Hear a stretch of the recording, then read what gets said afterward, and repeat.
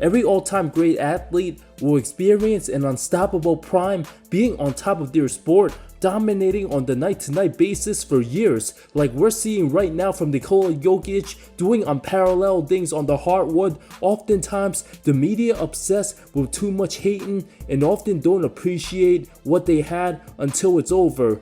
Athletics and competition allows men and women to reach boundaries, achieve unreachable limits they never thought possible, redefining human excellence, inspiring generations, becoming lifetime legends. But oftentimes, when a superstar fades and declines with Father Time, many refuse to accept it, believing they have one or several more runs in them until reality hits them like a punching bag, not just across the NBA, but other sports like MMA, UFC's BJ Penn and Tony Ferguson, once untouchable in their primes, only to keep getting knocked out again and again, getting demolished, piling up losses after losses, their legacies unraveled with every brutal defeat to follow after. Same goes with several all-time NBA legends. Their competitive spirit makes them believe they still have it, but when they can't accept reality, blindness and delusion hits faster than Shaq makes free throws. While greats like David Robinson,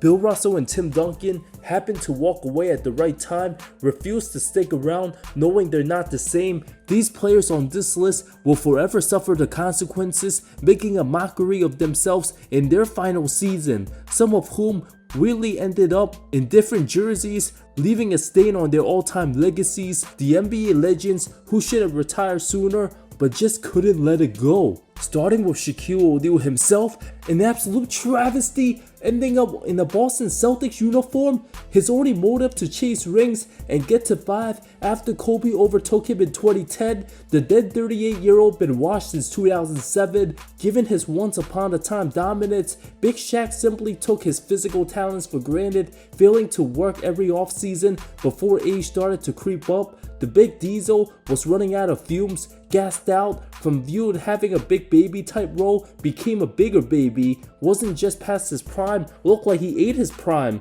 resulted in massive crimes, looked terrible, running every time, forced to resign.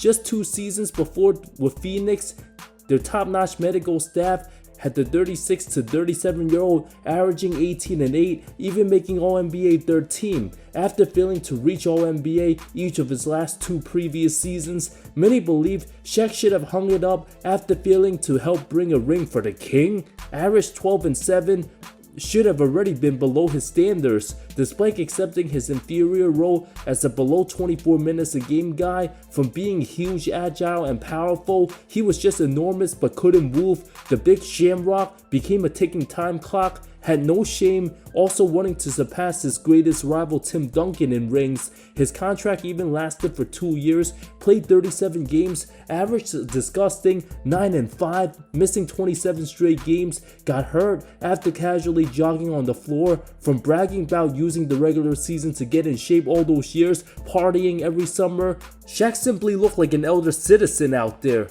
Missed the first 6 games of the playoffs, returned against his former team Miami, felt so embarrassed, under 4 minutes his final game, 0 points, 0 rebounds, 0 everything but 2 fouls, had absolutely nothing left. On condition and out of shape, looked like he's been retired for a full decade. His lack of confidence and defeat look on his eyes. From averaging 29 and 14 in his prime, his last season more like 29 steps in 14 plays, resulting in one of the most painful all-time career endings, an unhappy sad downfall. Moses Malone of the San Antonio Spurs, the superstar journeyman, played 21 years of pro ball, 2 with the ABA, 9 total NBA teams, 7 of which lasted 3 years and under, his longest tenure on one franchise with Houston. The then 37-year-old could have ended his career after a season with the Bucks, averaged 15.6 points, over 9 rebounds in 30 minutes of play, but after one practice in training camp the following season, Malone sidelined due to a herniated disc, tried playing through the pain, needed surgery in November, missing the majority of the following season, played 11 contests, refusing to retire, went back to his former Sixers as a backup to mentor 7'6" Sean Bradley, appearing in 55 games, averaged 5 and 4, then made his final stop in San Antonio with eventual MVP David Robinson, turned 40, joined the 95 season, appeared in 17 games before rupturing a tendon on his right leg. January 12th, his last career game, held scoreless. At least Moses will forever be remembered for his final basket, getting one of the greatest Hail Mary heaves, December 27 of 94. His basketball legacy, often overlooked from the younger generation, became known as the ultimate all-time great superstar journeyman. The extra 3 seasons played, absolutely unnecessary, nevertheless, still easily an all-time top 10 center. Bob Cousy, the first all-time great to walk away in perfect terms, securing his 6th title, 5 in a row, to close out a historic, illustrious career. A top 3 player the league has seen when he hung it up at 34 years old, becoming an all-star every one of his first 13 seasons as it appeared. Even had his retirement ceremony March 17 in the packed Boston Garden. The happy ending ended up too good to be true. 6 years later, the legend from Holy Cross became a rookie head coach for the Cincinnati Royals, age 41. Late November of 1969, Cousy reactivated as a backup point guard, a shocking turn of events, especially in those days from the shot clock era until 1969. Only 10 players in the NBA played till age 35 or older. Unhappy with the state of the team, had disagreements with superstar Oscar Robertson. Cousy wanted his team to run more. The Big O wanted to slow down, bodying his defenders with his back to the basket. Given the lack of attendance, a potential return for the basketball magician would attract fans, inserted himself back, only leading to major embarrassment, terrible turnovers, 7 total contests, 5 total points, 1 of 3 from the field. Cousy's return did much more harm to the franchise. Robertson himself later demanded out, destroying the relationship. Jerry Lucas later traded. Both Robertson and Lucas went on to win a title with a different team, one of the most bizarre returns the league will ever see. Patrick Ewing, the Knicks legend and former first overall pick, was supposed to finish his entire tenure at the Big Apple. 15 seasons, despite no titles, already a first ballot Hall of Famer, played with bad knees throughout the second half of his career. His last All-Star season came in '97, took his talents at age 38 to the Seattle Supersonics, had to work out a 4-team trade, averaged 9.6 points, 7 rebounds, still a serviceable center, but a borderline starter on a 44-win team that didn't make the playoffs. Instead of retiring the following year, Uncle Ewing stuck around for another season. Age 39, signed with the Orlando Magic. One of those moments, if you could get rid of any player stints with one team, who you choosing? Ewing absolutely one of the top choices on that list. Played 55 contests, averaged 6 and 4, even some games being fully active, didn't play a single minute. Originally signed for 2 years, despite having one more 20-point game in him,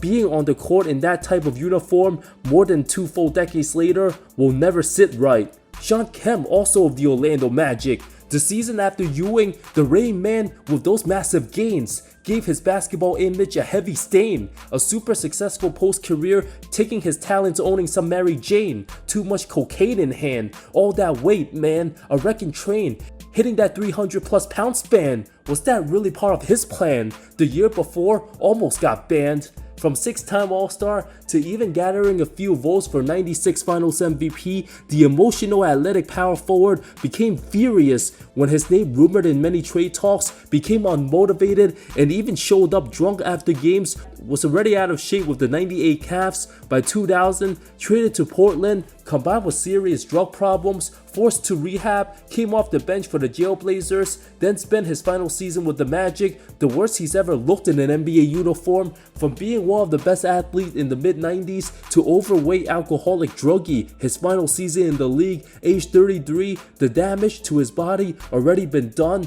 destroyed his reputation so badly, even tried out for several comeback years later to no avail. Had Kemp retired earlier and get the help he needed, then try out for a return, perhaps things would have worked out differently. From being a projected Hall of Famer, if he would have walked away from the game after 98, his behavior became such a distraction, Kemp left off the Hall altogether.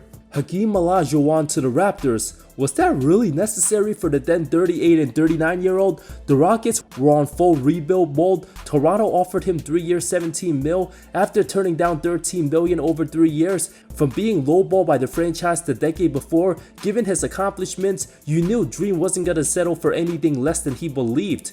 Paired up with 25-year-old Vince Carter, thinking that would allow another championship run, felt great at the moment. Despite his final year in H-Town, averaged 12-7 in 58 games, slightly better than the season before being banged up. The Dream, however, turned out to be a nightmare in Canada. Couldn't fulfill the remaining 2 years of his contract due to severe back injuries, also giving the Raptors a financial burden, one that led to Vince Carter demanding out. From thinking he was gonna play 3 seasons before committing to Toronto, there's a reason why even the Rockets didn't want to give their aging franchise player all the money when there were better and younger players they wanted to sign. Given Hakeem's immense passion for the game, Dream made the right choice in 2002, fully retiring instead of undergoing severe back surgery, finally accepted Father Time, but 1 year too late. Dennis Rodman, an absolute self-destructing maniac. Already a wild man with the stability of Phil Jackson, Michael Jordan, and Scottie Pippen to keep him in check. Once he didn't have all that, became an insane wrecking animal, super loose cannon. Released by the Bulls during the lockout, took his talents to LA, became a massive problem, constantly showed up late. Shaq even said Rodman's the worst teammate he ever had. 19-year-old Kobe said it was justified for Dennis getting cut 23 games before the playoffs, when he always showed up late after everything started, fell too deep into the party scene, even citing his inability to find his shoes and socks as excuses. His hometown Mavs gave him a chance after a dozen games played, 6 texts. The irrational behavior prematurely ended his tenure in the association, needed to be cut, decided to do whatever he wanted, whenever he wanted, gave no damn about anything, doing things nobody in today's game can get away with. 19 turnovers, 12 field goals made, 29 days. The end of his career after the last dance, more like getting the lap dance. A basketball/party animal freelance. Will Chamberlain numbers inside his pants. Jason Kidd, who unfortunately a month too old, turned 40, joined the 63rd game of the season, was a huge part of the 54-win success. Started before coming off the bench, the last couple months of his career regressed heavily to unplayable in a matter of weeks. Looked like he aged 10 years. From January to March, most of that Knicks squad's vets on their very last legs ended up absolutely having no ounce of physical abilities left. Kidd, an absolute travesty shooting bricks, went 3 of 25 from the field the entire playoffs, held scoreless his last 10 career games in 188 possible minutes, 31 rebounds, 19 assists that span, went 0 of 17 from the field. Had Kidd just been injured or didn't play a minute that 2013 playoffs, he wouldn't be on this list. With the inconsistent Raymond Felton, many Knicks fans even accused Kidd as a secret Nets agent to sink that franchise when they got deeper into the postseason. His body simply gave out 2 months early before the start of the playoffs. Steve Nash. From his second game with purple and gold, rookie Dame Lillard ran into him by accident, resulting the 38-year-old missing nearly 2 full months with a derailed knee. Having the luxury to play like a superstar late into his 30s with Phoenix, top-notch medical staff, not only was the Lakers disappointing, everybody was breaking down physically. The fit awful, traded for 2 firsts and 2 seconds, Nash barely seeing the floor and Dwight's back hurting him forced Kobe to play heavy minutes, resulting in that Achilles tear. In his final season, 2014, played just 15 games, his body literally crumbled, hit absolutely rock bottom when he hurt his back carrying luggage. Right before the start of the 2014-15 season, he would not make it past that point. Originally signed 3-year deal worth $28 million, played a total 65 of a possible 246 contests, retired ringless while looking to chase one. Nash's final days as a player, as brutal as any great can remember. Speaking of brutal, how about Deron Williams? So painful, the then 32-year-old just lost all confidence altogether, like his powers taken out of Space Jam. Averaged 13 and 7 assists in Dallas before waived, should have been better off retiring. Put up all times of an absolute catastrophe of a travesty finals performance. Shot 2 of 16 from the field, 5 total points, 5 turnovers, 61 total minutes in the finals. Even a 50-year-old Chris Paul wouldn't look this bad. Lost all motivation for the game altogether. Unlike many older guys out the league begging for another comeback, Williams never bothered, had no more passion for the league, decided to pursue another sport, and ended up doing pretty well. At least Brooklyn paid him till 2020. His ongoing ankle problems, plus dealing with the New York media, led to his awful NBA demise. Paul Pierce, heard the truth after Draymond told him he ain't Kobe when trying to plan a farewell tour. 39 years old, his second and final season with the Clippers, super unnecessary. Was already washed the season before from 6.1 point average reduced to half. A bummer to not finish his career in Boston. Spent 4 extra seasons on 3 different teams. Would have been incredible if Pierce walked away with the Wizards after the 2015 playoffs, having some memorable moments and a game winner. His last great basketball played before everything went downhill. Was already so washed by 2016, many thought he retired that summer. Already got his ring with Boston, but stuck around long enough for prime Draymond to make a fool out of him. A super depressing end to an impressive Hall of Fame career, 20 plus minutes in the playoffs while scoring single digits. Pierce and Doc Rivers reuniting pissed off Clippers fans even more. Honorable mentions: Hale Gray of the Philadelphia 76ers, 10-time All-Star, managed to stick around for the worst 82-game season in league history, ended his career on the pitiful 9-win Sixers team. What was he thinking associating himself with that awful roster? Dominic Wilkins, not too bad. 27 games with the 99 Magic, gave us a preview to begin the washed up superstar retirement home era, followed by Ewing and Kemp. At least got the chance to play alongside brother Gerald Wilkins, becoming the 6th NBA sibling team to join forces. Elvin Hayes of the Houston Rockets, from never averaging under double digits each of his first 15 seasons, perhaps in a calculated decision, Hayes retired playing exactly 50,000 regular season minutes, averaged a lackluster 5-3, way beneath his standards, being rookie Ralph Sampson's backup. From being in the NBA during the 60s, had the Biggie stuck around for another year, would have been able to play with Hakeem. At least he broke John Havlicek's record for most career games played his final season and did get a farewell tour. Kevin Garnett played long enough to become the only player getting minutes against the 72-win Bulls and 73-win Warriors. At least he got one last great play on Blake Griffin. Karl Malone wasn't fully washed with the Lakers, had an unbearable knee injury, kept him out the final game and a half of the NBA Finals, re-aggravating that knee. Was playing amazing first 3 rounds until his body fully gave out in June. Had the last series just been 3 weeks before, Malone might have held up, giving the Lakers a real chance. Dirk Nowitzki earned his farewell respectfully, but now having regrets playing that extra year, having severe foot pain, and massive problems with his ankles, absolutely gave every ounce of his basketball powers to the hardwood. Of course, Tony Parker had to retire in Charlotte. We don't need to talk about that.